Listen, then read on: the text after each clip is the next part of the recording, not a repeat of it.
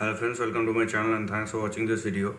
Friends, in this video we are going to discuss about Nokia Corp, and this is the ADR which is listed in NYSE. So I am covering the stock which is trading in US stock exchanges and not the original company which is listed in another stock exchange. So one must be mindful of that. Now, having said that, what we are looking at is the monthly chart or the long-term chart of Nokia Corp ADR, ticker NYSCNOK.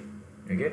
Now, how do we analyze this chart? Because there was a time when Nokia was everywhere and Nokia is leading the way of mobile communications. But after that, what has happened? There are lots of case studies which you can find or which one can find lots of places over the internet. You will find lots of things, but when we are analyzing the price action, so it is completely different from uh, business case study.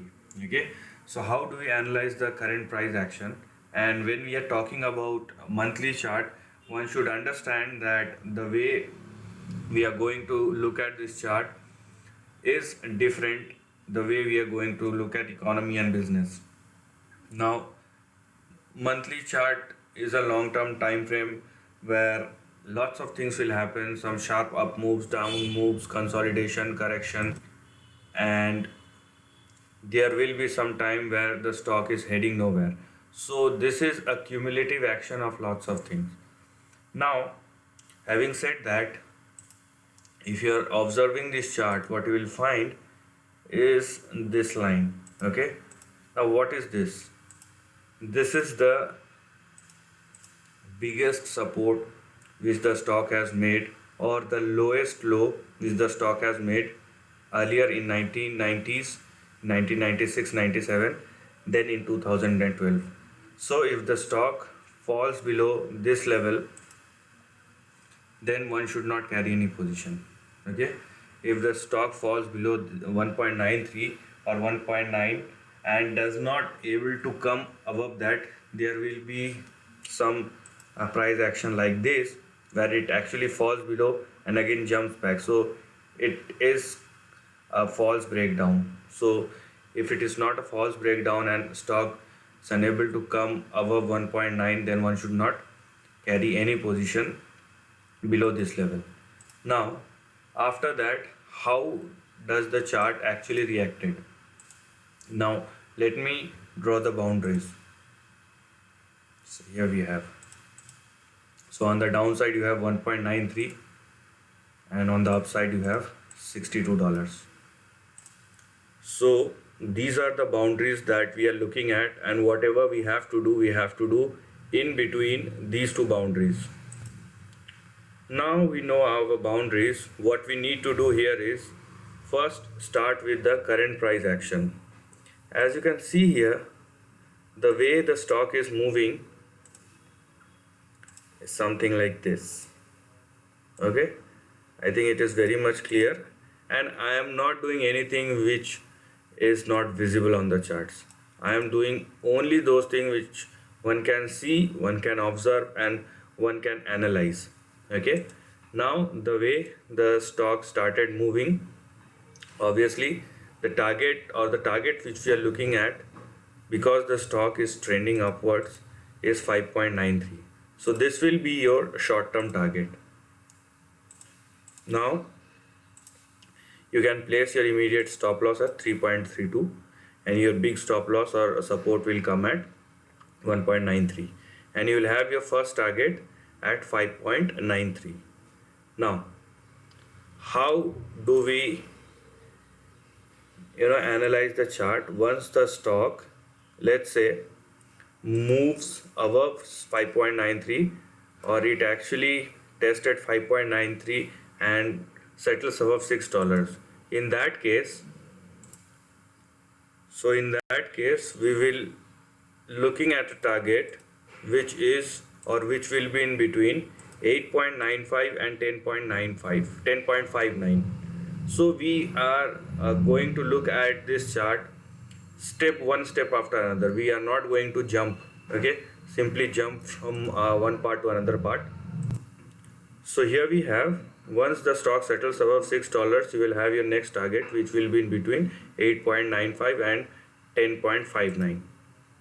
Let's say if the stock settles above 10.59 or 10.6, then we are going for a target or next target, which is at $15. Okay. After $15, here we have, after $15, the next target that we are going to look at will be 22. After 22, we will have 27. After 27, we will have $40. Then 39 or $40. Then the big target appear, which was the previous high that the stock has made in the year 2000. And that is $62. Now, what do you, because I have explained, I think, most of the levels. Now, how do you start? As I said in the first part or first half of the video, you will obviously start with the current price action and the price movement. The current price movement will decide the next course of action. So as we can see, the current support at 3.32, if it holds, then we are looking at a target which is as high as 5.93. And if the stock, let's say, settles about or above 5.93 or $6, then we are going to look at the targets which are on the or towards the upper end of the range. Now, how do we start? We will go one step after another. We are not going to jump after $6. We are not going to jump directly at $60. This is not the way to look at it. Okay. So after $6, the first target which we are looking at in between 8.95 and 10.59. Once that crossed, then we will go for $15, 15.5. Once 15 is over, then again a range will come which will be in between $22 and $27. If we succeeded in that as well, then we are going for a $40 and finally $62. Now we don't know, the one thing we don't know, where is the final resort that the stock is heading for, whether it is heading for $40, $60, or it will go beyond that. So that's what we don't know about this particular stock. So we need to be very careful about that. So in that case, that's why I'm always saying that use stop losses.